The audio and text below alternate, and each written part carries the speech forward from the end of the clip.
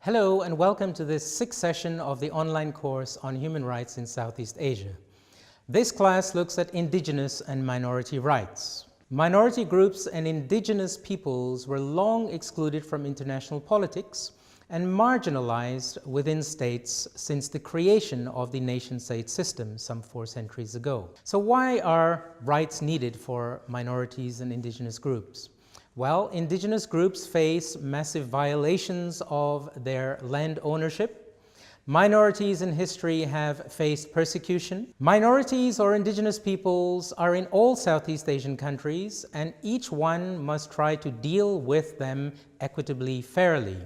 Southeast Asia is home to about 100 million indigenous peoples and numerous minority groups. Southeast Asia is therefore home to 1/4 of all indigenous peoples in the world. So in looking at indigenous and minority rights in this course, this class, we will proceed as follows. We will look first at the definition of minorities and indigenous peoples.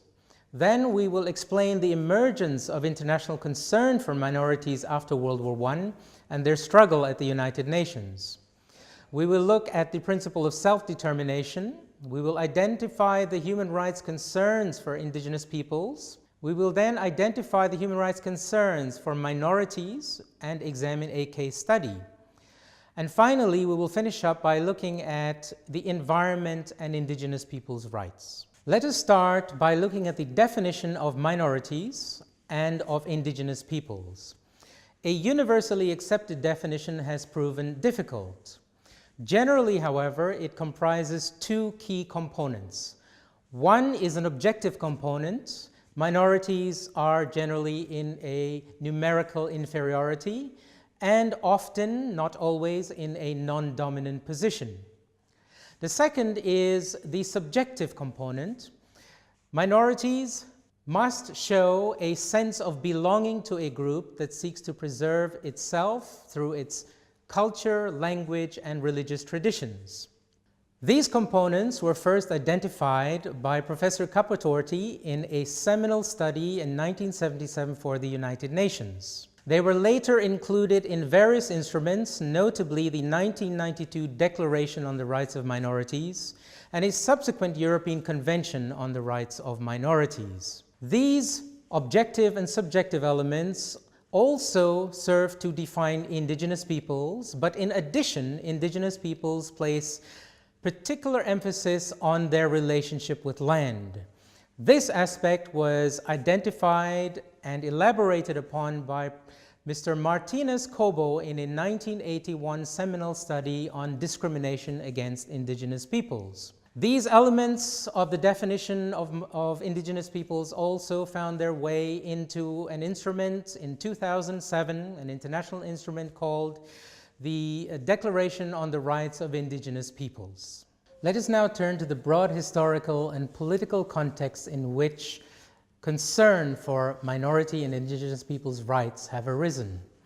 There have, of course, always been minorities throughout history, but they became to represent a problem specifically with the rise of the nation-state, a particular form of state which is a very centralized form of the state in which minorities and indigenous peoples have not fit very well. They have been persecuted, they have been marginalized, and this continues until today, even in very advanced countries in the international system.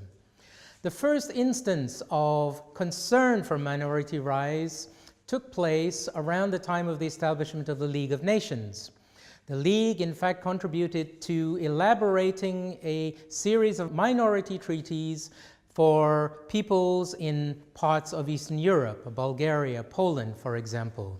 The bad treatment of minorities, bad governance and bad treatment of minorities, it was held, contributed to starting conflicts at the time of World War I and at the time of World War II. So the League of Nations and the leaders at that time sought to provide some protections for minorities, and thus started the international concern for minorities. Minority situations in the post-World War II context also proliferated, specifically discrimination, marginalization, persecution of minorities.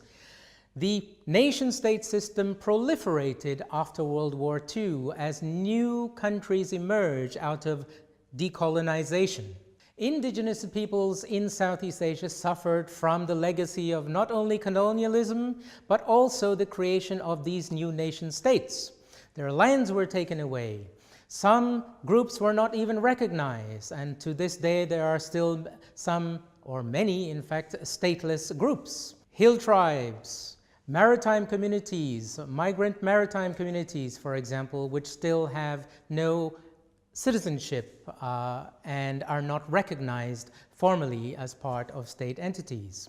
So the international concern for minorities and indigenous peoples has paralleled the rise of the nation-state, started about 1 century ago nearly, and continues until today when, for example, if you look at Scotland, if you look at Quebec, and you look at Spain today, minority situations continue to pose a problem for the nation-state, both over there and of course here in Southeast Asia. Next, we will examine 2 issues. Firstly, an overview of indigenous and minority groups in Southeast Asia, and we will look at which Southeast Asian countries have recognized minorities and indigenous rights. Let us now turn to the rights of indigenous peoples. What problems, what difficulties do they face? What are they concerned with?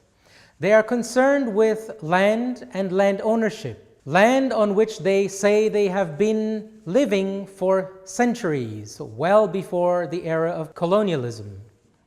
They're concerned with having economic and social rights, the ability to earn a livelihood from the land.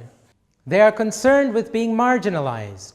Mountainous or sea gypsies, for example, don't get the same access to basic services. They are concerned with the ability to practice their own culture and religion. They are concerned about discrimination because they lead a different lifestyle. After decades of claiming their rights, in particular at the United Nations, the 2007 Declaration on Indigenous Peoples' Rights afforded to indigenous peoples a number of basic rights. They have the right to their land and to the resources on the land. They have the right to self-determination, and they have the right to take part in decision-making that affects their communities. Let us look at a documentary on the Karen Hill tribe showing how they practice their culture and the challenges they face. After seeing the documentary on the challenges faced by one indigenous community, let us look at one solution proposed in human rights, and that is indigenous groups' right to greater self-determination. Let us look now at the rights of minorities under the 1992 Declaration. The latter encompasses a number of key rights.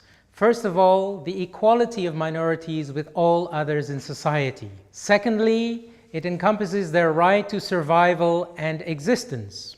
Thirdly, it encompasses the preservation of their identities. And fourthly, it encompasses their right to effective and meaningful participation in society. Minorities have the right to participate effectively in decisions on the national and, where appropriate, regional levels concerning the minority to which they belong or the region in which they live. They have the right to establish and maintain their own association. They have the right to establish and maintain relations with other members of their own group and with other minorities. The International Covenant on Civil and Political Rights also provides for the right to self-determination.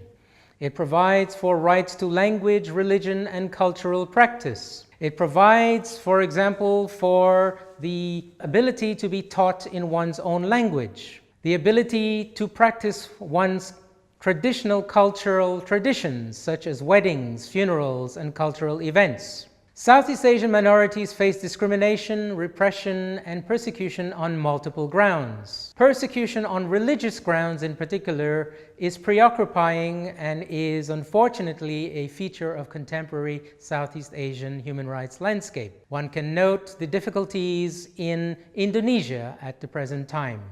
Violations such as not being able to speak one's language, or discrimination because of belief are all too frequent across the region. Now let us look at a case study on minority rights in the region.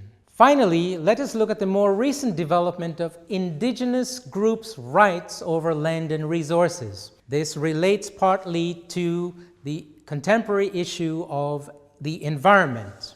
Flowing from self-determination and being part of decision-making in matters that affect them, states must consult and cooperate with indigenous peoples to obtain their free, prior, and informed consent before undertaking development activities that might have an impact on them. The World Bank, for example, follows this practice. Prior informed consent and benefit sharing is provided for under the Nagoya Protocol on access to genetic resources and the fair and equitable sharing of benefits arising from their utilization. We must also mention complementary work being done in other fora, in particular the World Intellectual Property Organization. The WIPO over the last 16 years or so has been examining the protection of traditional knowledge, of genetic resources, and of folklore of indigenous peoples. This concludes this class on minority and indigenous groups. I hope you have enjoyed the discussion.